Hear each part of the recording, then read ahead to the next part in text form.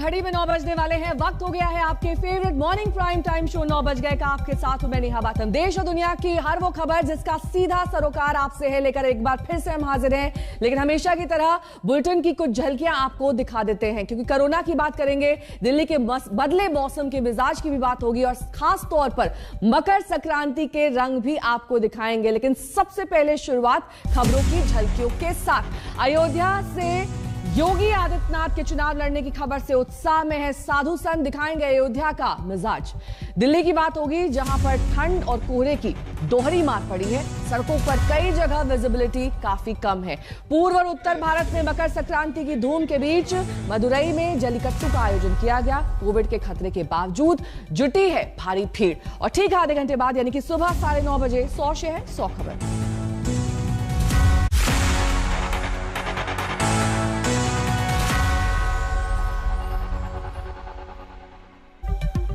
और बुलेटिन की शुरुआत यूपी में मचे सियासी बवाल के साथ करेंगे, क्योंकि यूपी में चुनावी शंखनाद के साथ ही पाला बदलने का सिलसिला बदस्तूर जारी है। और इस बार दल बदल की सबसे बड़ी शिकार है बीजेपी। 3 मंत्रियों समेत कई विधायक अब तक बीजेपी का साथ छोड़ चुके हैं। आज स्वामी प्रसाद मौर्य, दारा सिंह चौहान, धर्म सैनी औपचारिक तौर पर समाजवादी पार्टी का दामन थाम लेंगे।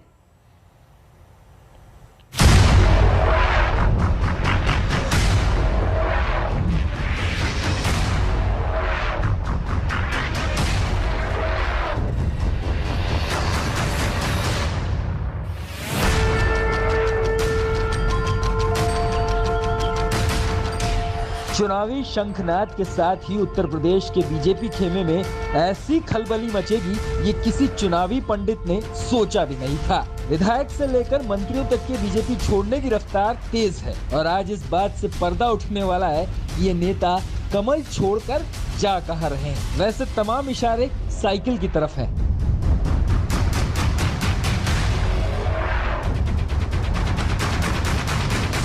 और समाजवादी पार्टी की कोशिश है लोगों को साथ लाने का काम करें, लोगों को मिलाने का काम करें। और उसी कड़ी में जब पिछली बार स्वामी साहब मौर्य जी साथ आए, हमें खुशी है उनके साथ और साथी भी आए हैं।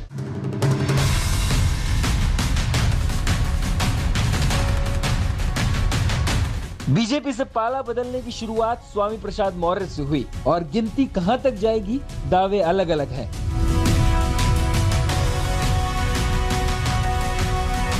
दरअसल पहले स्वामी प्रसाद मौर्य, फिर दारा सिंह चौहान और फिर धर्म सिंह सैनी, एक के बाद एक 3 नेताओं ने मंत्री पद से इस्तीफा दिया और पार्टी भी छोड़ दी। जाते जाते तीनों की भाषा करीब करीब एक जैसी, कह गए पिछड़े और दलितों की अनदेखी की गई।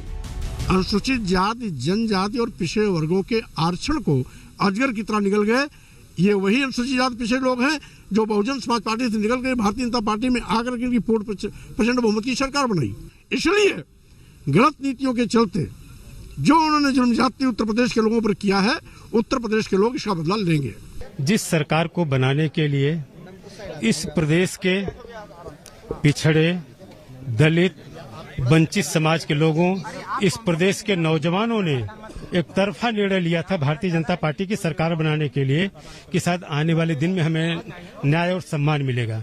लेकिन 5 साल तक अपने सम्मान, पहचान और न्याय के लिए तड़पते रहे, उधर ध्यान नहीं दिया गया। हमने पार्टी इसलिए छोड़ी है कि उत्तर प्रदेश सरकार में जो भारतीय जनता पार्टी के नेतृत्व में 5 वर्ष सरकार चली है, दलितों पिछड़ों का शोषण हुआ है, उसमें किसी की बात नहीं सुनी गई। यहाँ तक के जनप्रतिनिधियों की और संगठन के पदाधिकारियों की भी नहीं सुनी गई।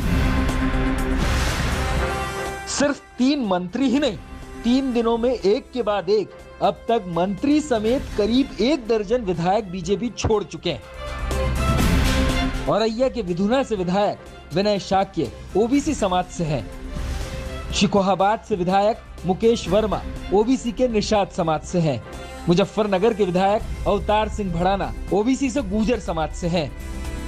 सहारनपुर के तिलहर से विधायक रोशन लाल वर्मा भी ओबीसी वर्ग से आते हैं। बांदा के तिंदवारी से विधायक ब्रिजेश प्रजापति भी ओबीसी वर्ग से आते हैं। कानपुर के बिल्हौर से विधायक भगवती सागर दलित वर्ग से आने वाले नेता हैं।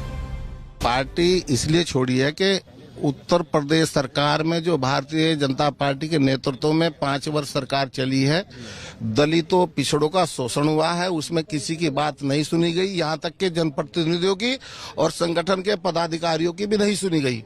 कहीं कोई किसी तरह की बात नहीं सुनी गई और इसी का कारण था कि अभी पिछले 1-2 सत्र पहले 140 विधायकों ने धरना दिया था सदन में सरकार के खिलाफ।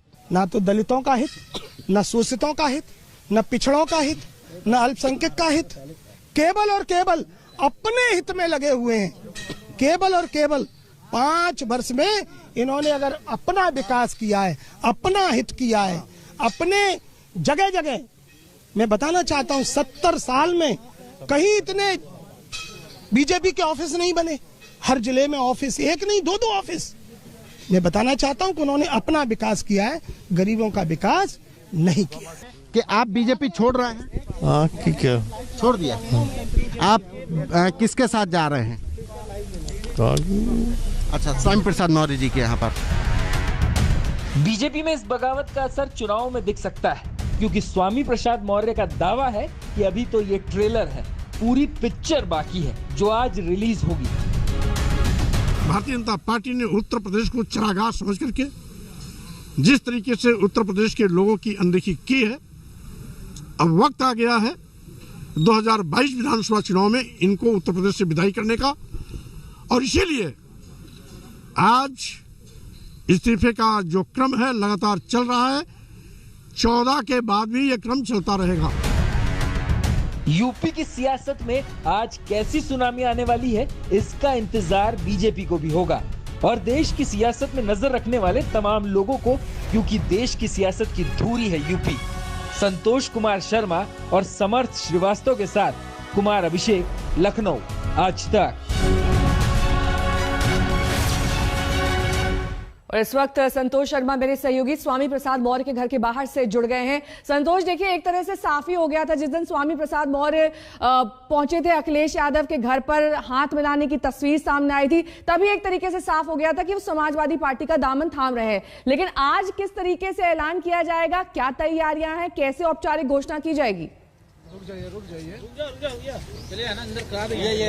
देखिए, बीते 4 दिनों से जिस तरीके से स्वामी प्रसाद मौर्य हमलावर हुए हैं त्यागपत्र देने के बाद से, उसके बाद लगातार ये बातें हो रही थी। स्वामी प्रसाद मौर्य भी कह रहे थे कि अभी 14 तारीख को निर्णय होगा।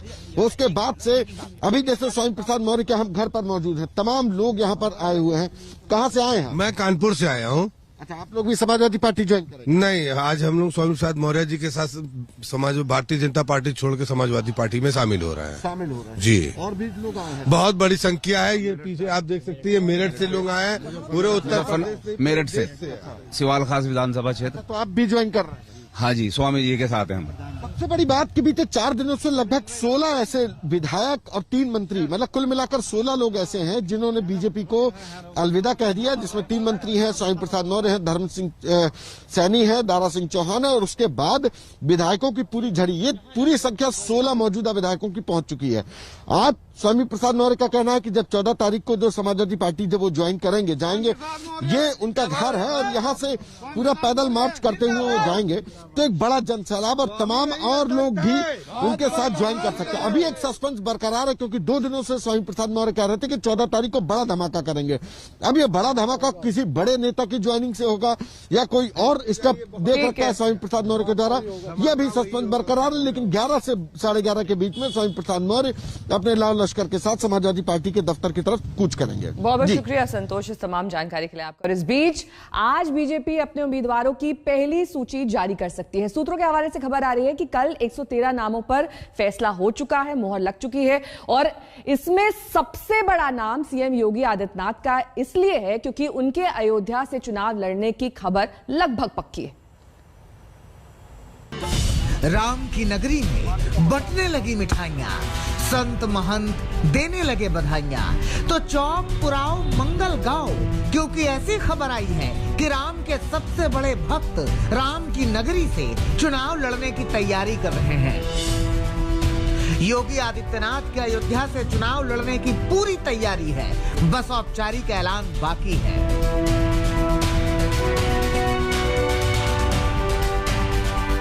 का कारण यही है कि राम मंदिर के निर्माण का जो कार्य प्रगति पर है, उसकी प्रगति के साथ अयोध्या की तस्वीर बदलने की बात बीजेपी सरकार 5 साल में कर रही है। मंदिर ही नहीं, सड़कों से लेकर के शहर का सौंदर्यीकरण हो, भव्य दीपोत्सव हो, और यहाँ तक इस पूरे इलाके में कहीं ना कहीं यूपी की एक तस्वीर अयोध्या से बनती हुई पिछले 5 सालों में नजर आई है। और यही कारण है कि अयोध्या का चुनाव करके कहीं ना कहीं मुख्यमंत्री योगी आदित्यनाथ इस गढ़ को बनाने की कोशिश करेंगे, जो लगातार बीजेपी को फायदा पहुंचाता रहा है। जैसे ही ये खबर अयोध्या पहुंची, अयोध्या में उत्सव शुरू हो गया। संतों महंतों ने गजब का उत्साह दिखाया। प्रसन्नता के सागर में गोते लगाना और किसे कहते हैं। लड्डू पेड़ा, ये उत्सव का माहौल हो गया है, क्योंकि अयोध्या वासी साधु संत धर्माचार्य हमेशा से ये मांग करते रहे हैं कि योगी जी अयोध्या से चुनाव लड़ें।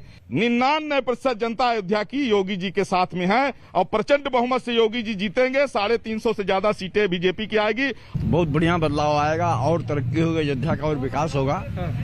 और अभी काम सब चल ही रहा है, बहुत विकास होगा।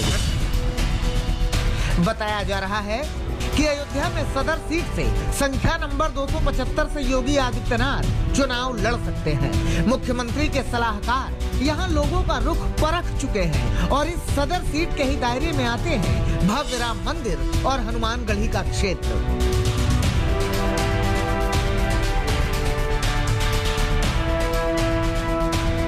अगर यहाँ से आते हैं चुनाव लड़ने के लिए, घोषणा होती है तो उनका भव्य स्वागत किया जाएगा और यहाँ पर सब लोग मिल करके उनको भारी मतों के साथ जिताने का काम किया जाएगा। सब लोग 100% हमको वोट दें और इसमें से बहुत सारे मुसलमान ऐसे हैं। तो कहने के लिए भले ही सरकार लखनऊ से चलती रही, लेकिन योगी को भक्ति की शक्ति अयोध्या से मिलती रही। वो अयोध्या आते रहे, शीश झुकाते रहे, राम के जयकारे लगाते रहे। मतलब यूं समझिए कि जो रिश्ता गोरखपुर से योगी आदित्यनाथ का रहा है, वैसा ही रिश्ता अयोध्या से बंधने जा रहा है। योगी जी खुद सोचते हैं कुछ कि मैं जैसे गोरखपुर हमेशा से रहा, लोग सोचेंगे कि शायद गोरखपुर से लड़े, लेकिन अयोध्या और मथुरा दोनों जगह प्रतीक्षा हो रही है। मैं क्या कर रहा हूँ ना, पार्टी मुझे जहां से कहेगी मैं वहां से चुनाव लड़ूंगा। सवाल ये है कि चुनाव लड़ रहे हैं ना, चुनाव लड़ने के लिए जाएंगे, चुनाव लड़। सच्चाई भी तो यही है कि अयोध्या से योगी आदित्यनाथ का चुनाव लड़ना बीजेपी की राजनीति को रास आने वाला फैसला होगा, क्योंकि अयोध्या सिर्फ एक सीट नहीं है, बल्कि हिंदुत्व की वो धुरी है जहां से दशकों तक बीजेपी राजनीतिक ऊर्जा पाती रही है और ऊर्जा मिलती रही है। इसलिए अयोध्या का कायाकल्प भी होता रहा है। अयोध्या से अभिषेक मिश्रा के साथ आज तक ब्यूरो। बात अब पश्चिम बंगाल की करेंगे, जहां के जलपाईगुड़ी इलाके में मैनगुड़ी में कल हुए ट्रेन हादसे से 12 डिब्बे पटरी से उतर गए। अब तक 9 लोगों के मारे जाने की खबर है, 36 लोग घायल हुए।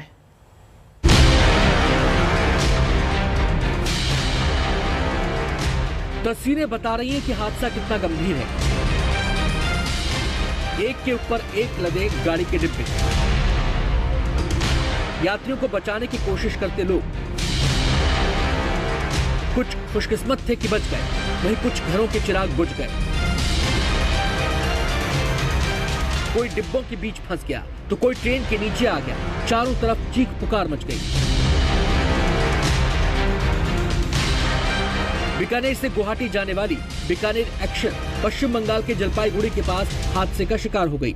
अचानक मैनागुड़ी के डोमोहानी के पास बीकानेर एक्सप्रेस ट्रेन की 12 बोगियां पटरी से उतर गई और सवारियों से भरे 4 डिब्बे पूरी तरह से पलट गए। इनमें एक डिब्बा पटरी के नजदीक पानी में भी उतर गया।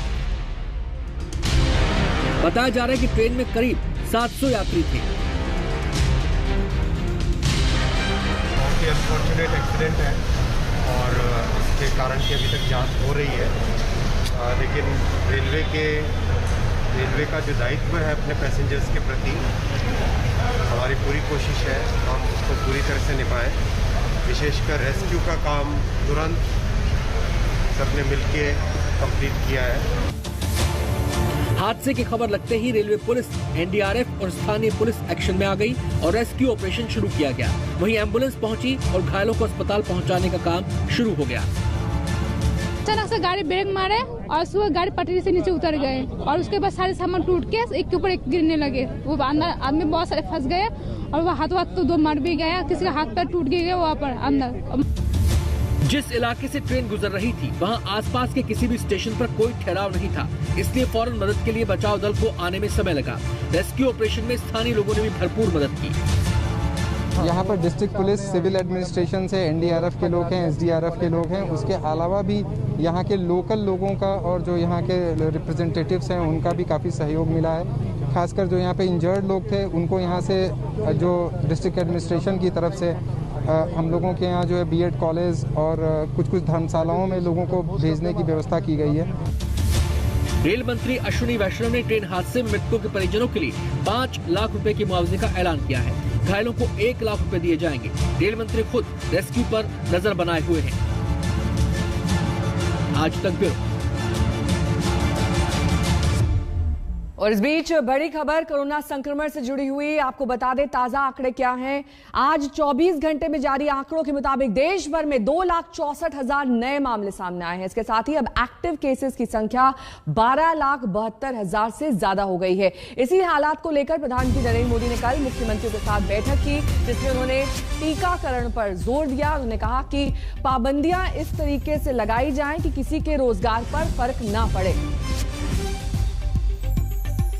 तो हम आपको दिखा देते हैं 10,000 से ज्यादा नए केस वाले राज्य, जिसमें प्रमुख तौर पर महाराष्ट्र, जहां पर 46,406 नए मामले, उसके बाद दिल्ली 28,867 मामले, उत्तर प्रदेश 14,765 मामले, वहीं पश्चिम बंगाल 23,467, कर्नाटक 25,005, तमिलनाडु 20,911, गुजरात 11,176, वहीं केरल 3,468 नए मामले। यानी कि कुल मिलाकर अगर स्थिति देखी जाए तो अभी भी स्थिति संकट भरी बनी हुई है। दिल्ली में बेकाबू संक्रमण हो रहा है, लगातार ग्राफ ऊपर की ओर बढ़ रहा है। 9 जनवरी से अगर आंकड़े की शुरुआत करें तो 22,751 मामले थे 9 जनवरी को। 10 जनवरी को ये थोड़े कम हुए 19,166, फिर एक बार बढ़ गए 11 जनवरी को 21,259, वहीं 12 जनवरी को 27,561, 13 जनवरी को 28,867 मामले।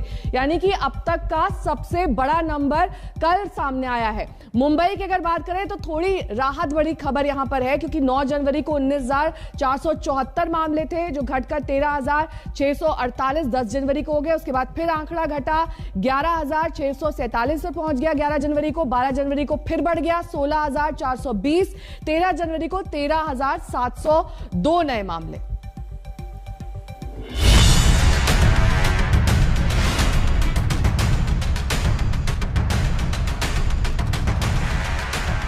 कोरोना के संक्रमण काल ने बढ़ाई टेंशन। देश में तीसरी लहर से गहराया संकट। संक्रमण से बचाव को लेकर पीएम मोदी का मंथन।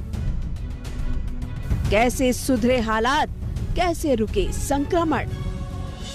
सवाल बेहद अहम है। रोजाना जारी होने वाले आंकड़े बता रहे हैं कि इस महामारी की तीसरी लहर ने देश को परेशान कर दिया है। दूसरी लहर का दंश झेलने वाला हिंदुस्तान प्रार्थना कर रहा है कि तीसरी लहर का कहर वैसे ना टूटे। अब तक तो हालात काबू में दिख भी रहे हैं, फिर भी तैयारियों को तेज किया जा चुका है। उन्हीं पर मंथन के लिए प्रधानमंत्री मोदी ने गुरुवार की शाम मुख्यमंत्रियों के साथ एक अहम बैठक की। उन्होंने ओमिक्रॉन जैसे तेजी से संक्रमित करने वाले वेरिएंट को लेकर सभी को आगाह किया। साथियों, ओमिक्रॉन को लेकर पहले जो संशय की स्थिति थी वो अब धीरे धीरे साफ हो रही है। पहले जो वेरिएंट थे उनकी अपेक्षा में कई गुना अधिक तेजी से ओमिक्रॉन वेरिएंट सामान्य जन को संक्रमित कर रहा है। अमेरिका जैसे देश में एक दिन में 14 लाख तक नए केसेस सामने आए हैं। प्रधानमंत्री ने ये भी कहा कि कड़ी मेहनत ही जीत का एकमात्र विकल्प है। प्री-एम्प्टिव, प्रोएक्टिव और कलेक्टिव अप्रोच ही जीत का मूल मंत्र है। पीएम ने अर्थव्यवस्था की गति को बनाए रखने का सुझाव भी दिया। साथ ही बचाव के लिए टीकाकरण को सबसे शक्तिशाली तरीका बताया। हमें सतर्क रहना है, सावधान रहना है, लेकिन पैनिक की स्थिति न आए इसका भी हमें ध्यान रखना ही होगा। हमें ये देखना होगा कि त्योहारों के इस मौसम में लोगों की और प्रशासन की अलर्टनेस कहीं से भी कम न पड़े। पहले केंद्र और राज्य सरकारों ने जिस तरह प्रिएम्प्टिव, प्रोएक्टिव और कलेक्टिव अप्रोच अपनाई है, वही इस समय की जीत का मंत्र है। प्रधानमंत्री मोदी की यह बैठक उस वक्त में हुई जब देश के कुछ राज्यों में स्थिति गंभीर हो चुकी है। संक्रमण की रफ्तार इतनी तेज है कि देश भर में एक दिन के संक्रमण का आंकड़ा 2.5 लाख के पार जा चुका है। सबसे ज्यादा संक्रमित मरीजों का हाल भी जान लीजिए। महाराष्ट्र में 46,406 नए केस मिले हैं, जो बुधवार की तुलना में थोड़े कम है। दूसरे नंबर पर दिल्ली है, जहां गुरुवार को 28,867 नए मामले मिले। पश्चिम बंगाल में कल 23,467 केस दर्ज किए गए, जबकि कर्नाटक में कल 25,005 केस और तमिलनाडु में 20,911 केस मिले। सुशांत बेहरा मेरे सहयोगी इस वक्त तमाम जानकारी के साथ जुड़ गए हैं। सुशांत, देखिए अब धीरे धीरे लगातार दिल्ली में मामले बढ़ रहे हैं, चिंता का विषय है। हालांकि लॉकडाउन नहीं लगेगा, ये साफ मुख्यमंत्री की ओर से किया गया है, लेकिन अस्पतालों की क्या स्थिति है? वहां पर कितने नए मरीज भर्ती हो रहे हैं? किस तरह की व्यवस्था है दवाई को लेकर, अन्य सुविधाओं को लेकर, और क्या अब धीरे धीरे हम अगले अलर्ट की ओर बढ़ रहे हैं? देखिए नेहा, मैं आपको जानकारी दे दूं कि कल दिल्ली में 28,000 से ज्यादा मामले सामने आए। संक्रमण दर जो है वो 29% पर पहुंच गई। यानी पिछले साल जब कोरोना की दूसरी लहर देश भर के अंदर आई थी, उस वक्त 3 मई को जो संक्रमण दर थी वो 29.21 पर थी, लेकिन कल जो संक्रमण दर आई है वो 29.55 पर पहुंची। यानी कि 3 मई का भी आंकड़ा जो है वो पार कर गया है। हालांकि राहत की बात यह है, क्योंकि कल दिल्ली के जो स्वास्थ्य मंत्री उनकी तरफ से ये कहा गया कि दिल्ली में जिस तरीके से संक्रमण दर बढ़ रही है, लगातार मामले बढ़ रहे हैं, उसमें हॉस्पिटलाइजेशन जो है वो काफी हद तक कम है। पिछले साल 10,000 के आसपास जो मामले आते थे उनमें काफी हद तक हॉस्पिटलाइजेशन था, लेकिन इस वक्त 27,000 मामले आने के बावजूद भी हॉस्पिटलाइजेशन जो है वो काफी हद तक कम है। ये एक बड़ी राहत की बात है। लेकिन इस वक्त अगर कहा जाए तो दिल्ली के अंदर पीक जो है वो चल रही है। आने वाले दिनों के अंदर 1-2 दिन अभी और मामले जो है वो बढ़ सकते हैं। अस्पतालों के अंदर व्यवस्थाएं पूरी हैं, सरकार की तरफ से लगातार मॉनिटरिंग की जा रही है। अलग अलग अस्पतालों में बेड्स की संख्या जो है वो बढ़ाई जा रही है। इसके अलावा ऑक्सीजन, दवाइयों की कोई कमी ना हो, इसकी पूरी व्यवस्था सरकार की तरफ से की जा रही है। तमाम जो डिस्पेंसरीज हैं उनमें उनके जरिए जो है वो लोगों के घरों नजर बनाए रखिए, क्योंकि लगातार बढ़ते आंकड़े चिंता का सबब बने हुए हैं और इस बात का जिक्र प्रधानमंत्री नरेंद्र मोदी ने भी कल किया था। बात ठगी की एक हैरान करने वाली घटना की करेंगे। दिल्ली से सटे गुड़गांव में करोड़ों की ठगी में बड़ा खुलासा हुआ है। करोड़ों की इस ठगी मामले में मास्टरमाइंड को पुलिस ने गिरफ्तार किया है। हैरान करने वाली बात यह है कि एनएसजी में कॉन्ट्रैक्ट दिलवाने के नाम पर वारदात को अंजाम दिया गया।